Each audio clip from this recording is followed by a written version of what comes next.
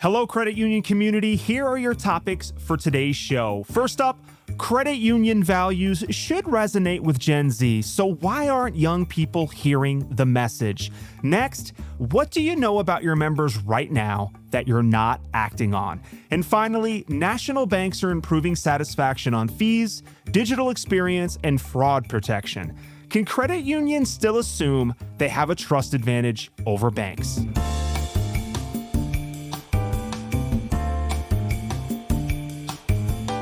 Welcome to Grow Your Credit Union, the podcast that fosters the growth and development of current and future credit union leaders by facilitating challenging discussions and presenting solutions to industry obstacles. That's our mission statement, and I will never forget it because it's tattooed on my upper back. So the next time you tell me about your dedication to the credit union movement, you better show me the tats to prove it.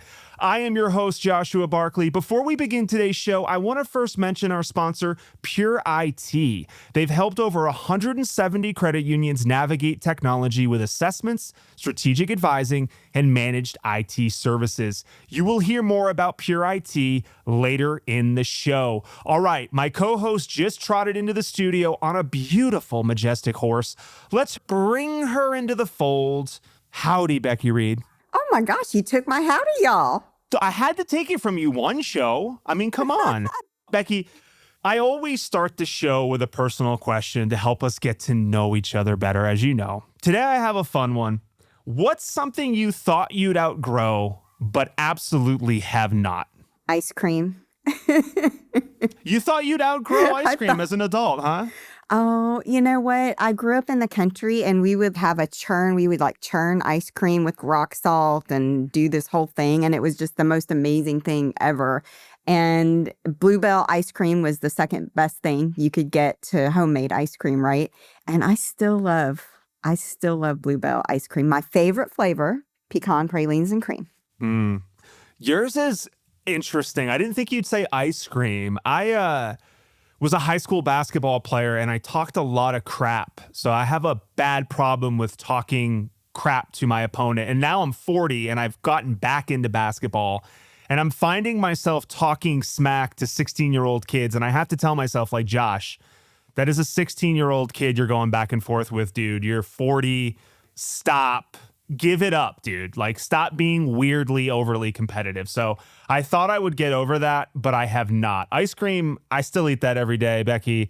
I can't believe you thought you'd ever get over that. We have a good show today. I'm supposed to say that, but we have a good show every show, so you already know that. Let's bring out our guest for today. She's the Chief Marketing Officer at United Federal Credit Union, Kaylee Ganus. Kaylee, welcome to Grow Your Credit Union. Thank you. Happy to be here.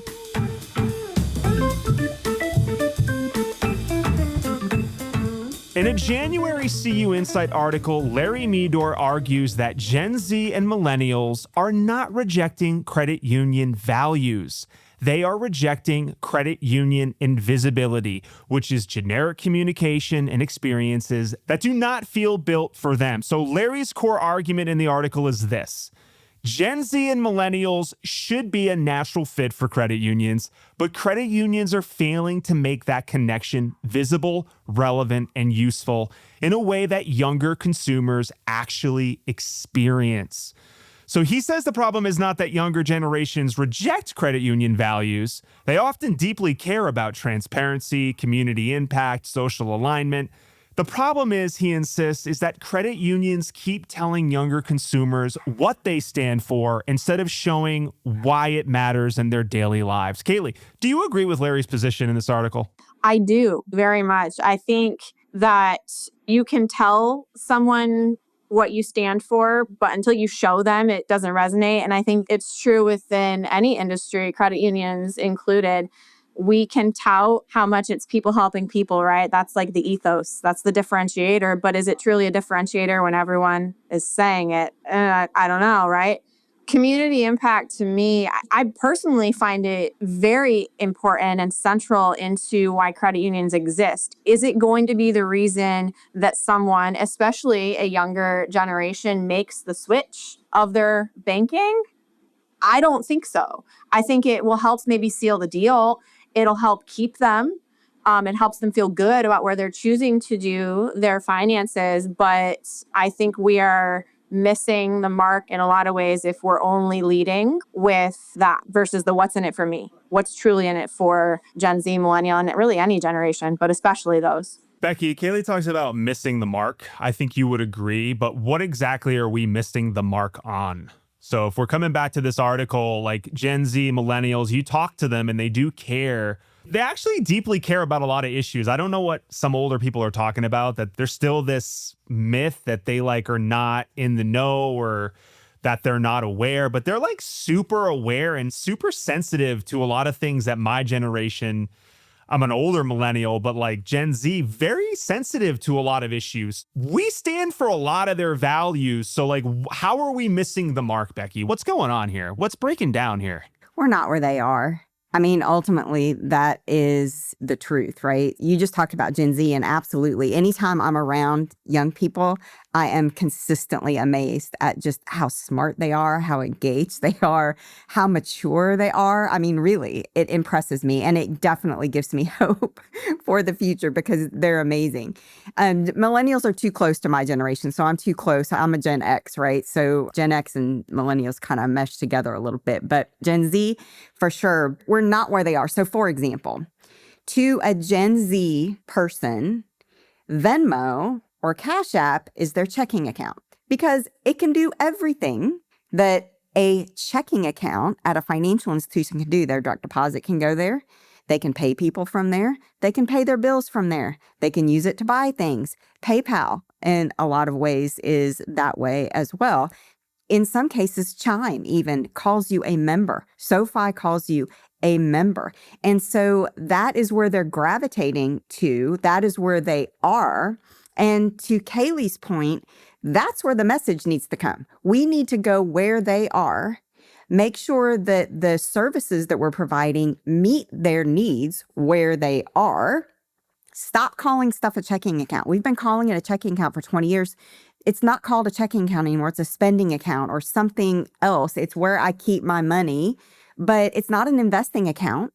I have maybe investments in my SoFi app that I can do in the same app, but that's not my spending account, right? That's a separate kind of thing. And credit unions have congealed all that into one. We're where you save, we're where you borrow, we're where you do everything. But the digital experience is so poor, that's not where people are starting.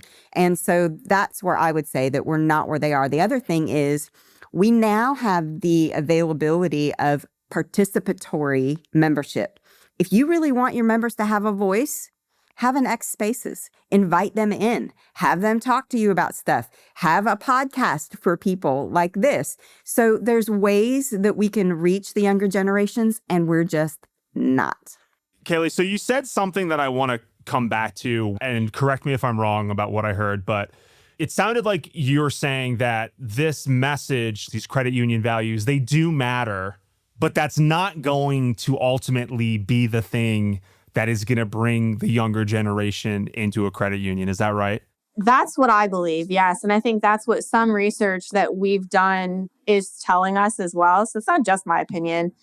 I completely agree with the fact that Gen Z does care about social issues. And so to the article, to Larry's point, makeup of the credit union model should resonate so deeply with them. And I think it does. I do not believe it would be the sole reason that a Gen Z individual would join a credit union and go through the friction and pain at the end of the day of changing their entire banking relationship. I think we are doing a disservice to the core of our business model by not providing them with a more tangible reason to switch.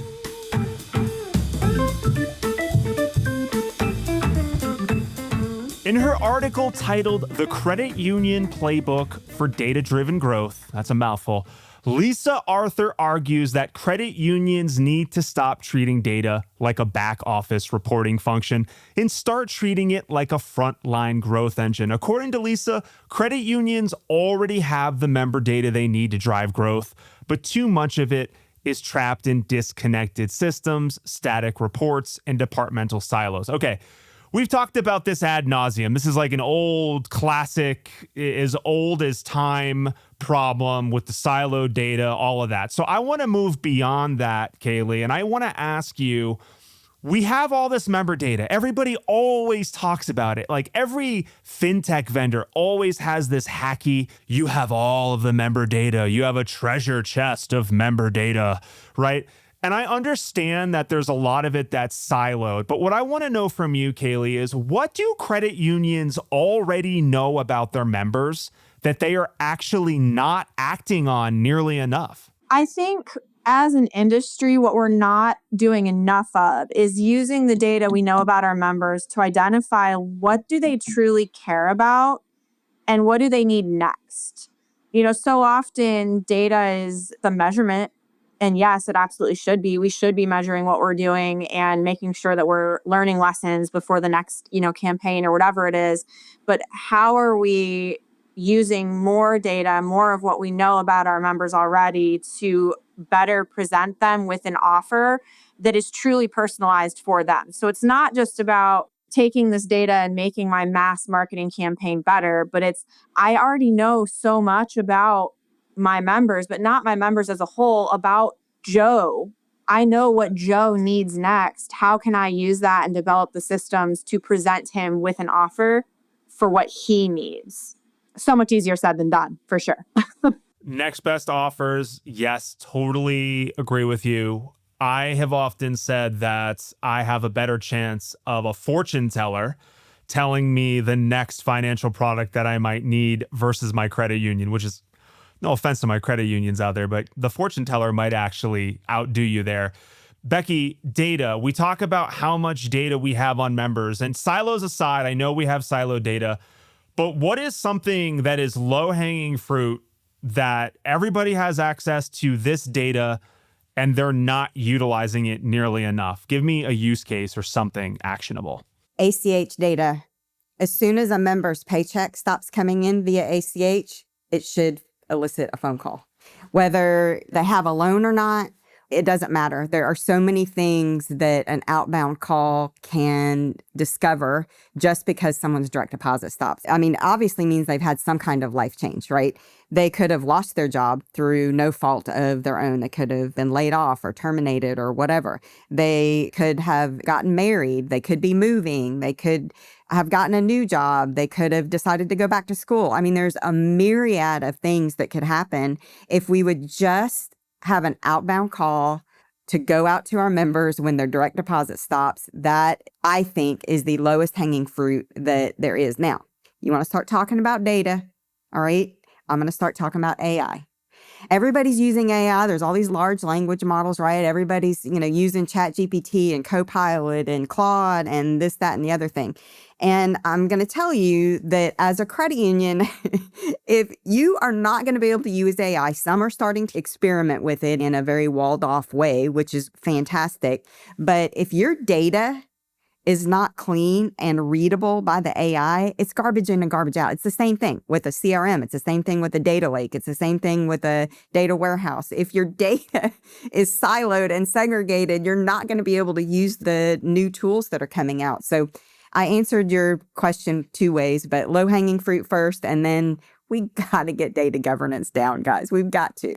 Kaylee, you mentioned the next best offer, and I like to say that if I had $1 for every time I heard next best product or right offer, right time, right? Like, I wouldn't be doing this podcast with you, Kaylee, I'll be honest. I'd be the owner of the Chicago Bulls. I'd be chilling with like a parrot on my shoulder on the beach. I'd be listening to Jimmy Buffett. I wouldn't be here. So just kind of delving into your world a little bit, like, are you actively at your credit union trying to make plays towards being able to predict that next best product? Like, what do you think is in the way? How are you approaching that? If there's any insights you could give me on that, that would be cool. I think it would be pretty interesting. Yeah. So we do have a next best product and next best service model running. We are seeing success with that. It's a never ending journey, though, I will say, because I completely agree with you, Becky. It's the outcome's only going to be as quality as the inputs. And I think a key to making any of those models as successful as possible is how can you add as many quality inputs as you can. So that's something we're still working on figuring out, because there's no shortage of lead sources that we could put into that model. How do we prioritize the most impactful ones? I think we are seeing some early signs of success. Something that I struggle with a little is, how do you present that offer? So the offer itself might be super quality. How do you present it in a way that that member is going to receive and take action on it? You know, Becky, you mentioned the phone call. People don't answer the phone, especially when we talk about the younger generations. Like, that's a barrier that we're seeing. So text, email, any other medium, we're experimenting and trying to find what's going to be the channel that has the highest conversion rate.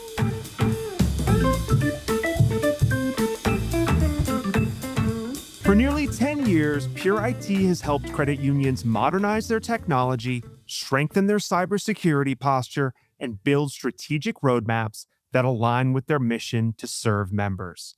They don't show up with a one-size-fits-all solution.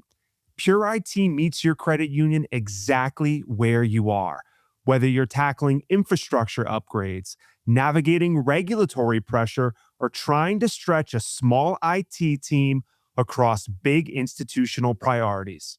Pure IT's approach is simple. Put strategy first, reduce complexity, and give leaders the clarity they need to make confident technology decisions. With deep experience across cloud alignment, cybersecurity resilience, and long-term IT planning, they empower credit unions to operate securely, efficiently, and with purpose. If your institution is ready for a strategic partner who understands the unique challenges of the credit union world, visit pureitqso.com. That's pureitcuso.com. Pure IT, helping credit unions build technology that works as hard as they do.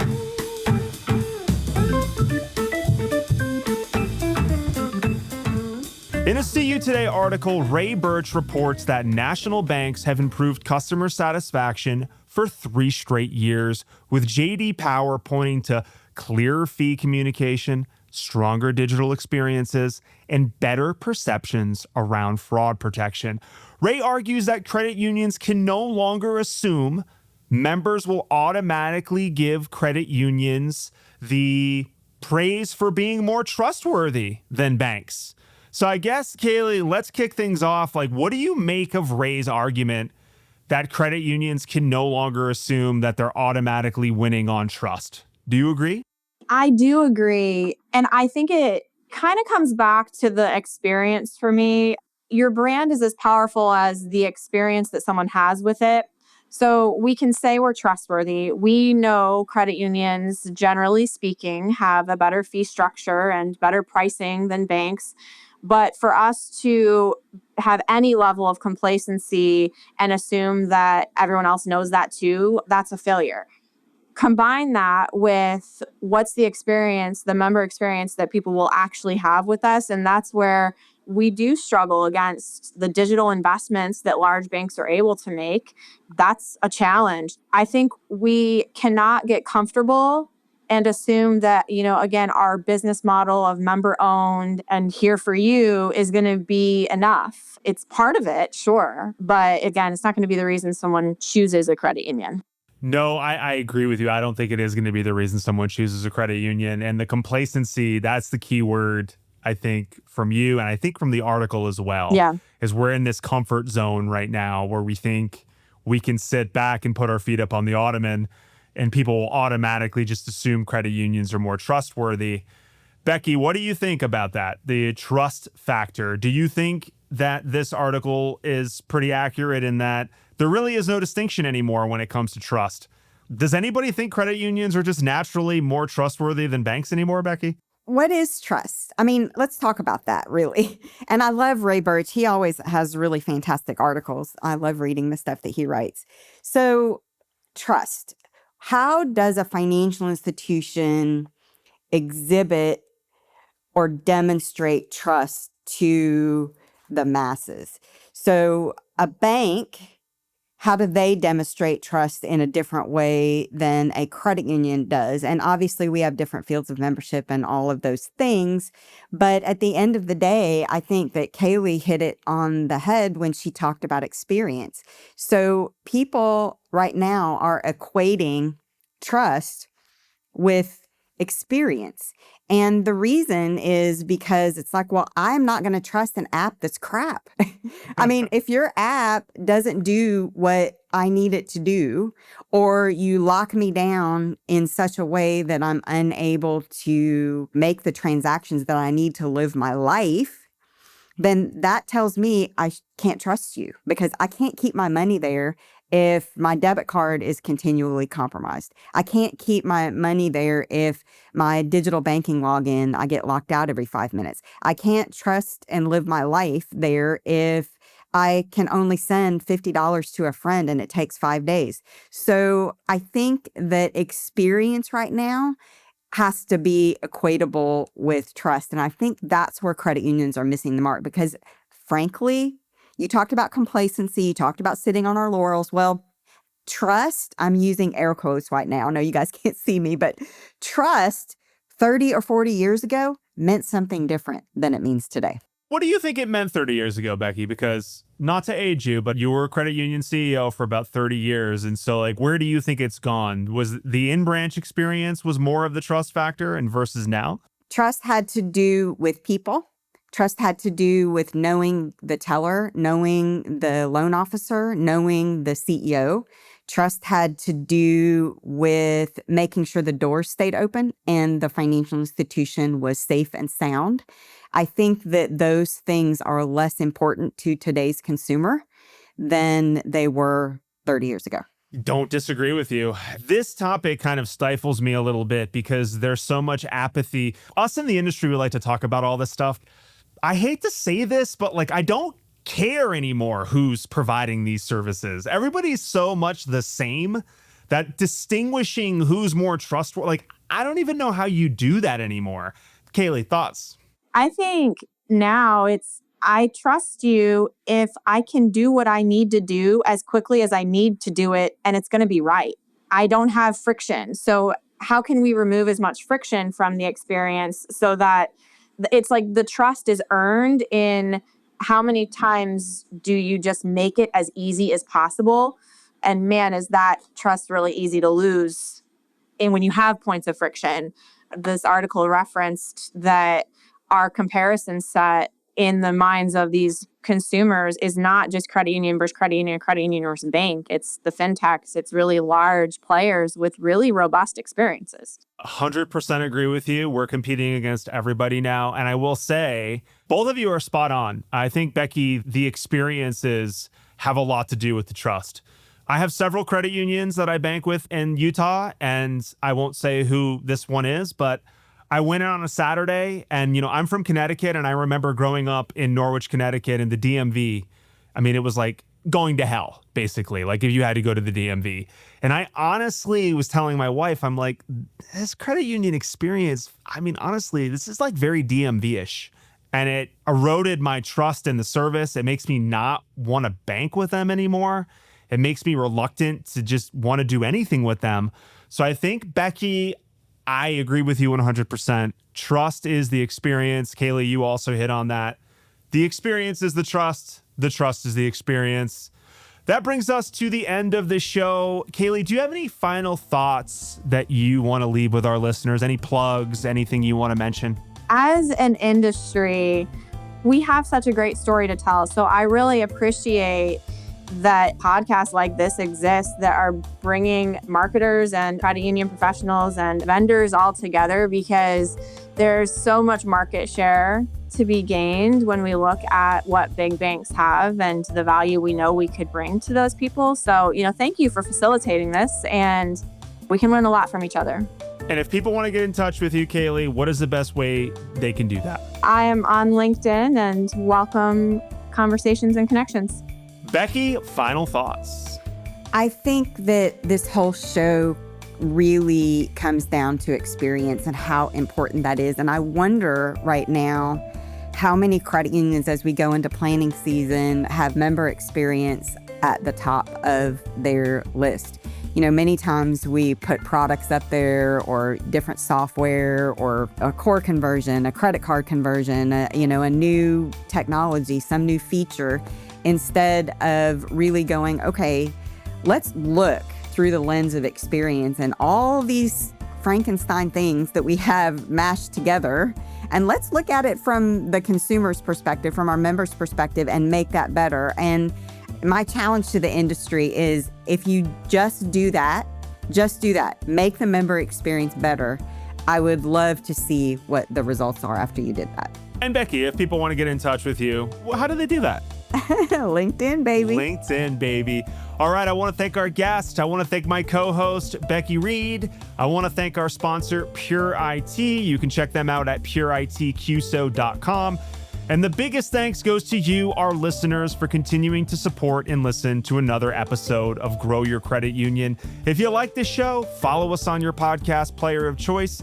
If you want to be a guest or would like to talk about sponsorship opportunities, head to growyourcreditunion.com to learn more. Thank you for listening, and we will see you next time. Take care. Bye-bye.